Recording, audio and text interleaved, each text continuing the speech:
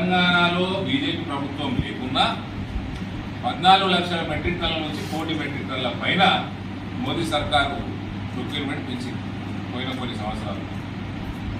ఇంత చేసినా కూడా ఇక్కడ ఇలాంటి వరకు కమిషన్లు ఇచ్చినా కూడా గన్ని బ్యాగ్ పైసలు, లేబర్ పైసలు కూడా కేంద్రమే ఇస్తుంది.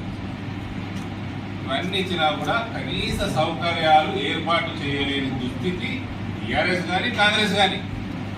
రూపాయి ఇచ్చిందా అంటే అది లేదు, ఇప్పుడు కొనుగోలు చేస్తున్నా అంటే లేదు, పోయిన యాసంగి పంటకి బోనస్ ఇచ్చిందా అంటే టైం పాస్.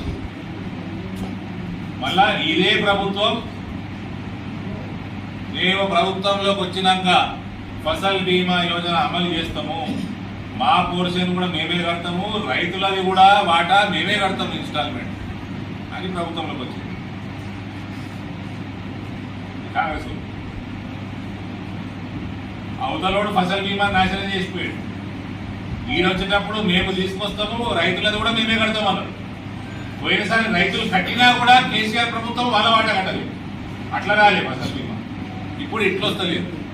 వీళ్ళు మళ్ళీ ఏమన్నా నష్టపరిహారం ఇస్తారంటే అది ఇయ్యరు, ఇన్సూరెన్స్ చెప్పారు, కేంద్రం పైసలు ఇస్తున్నా చెప్పారు.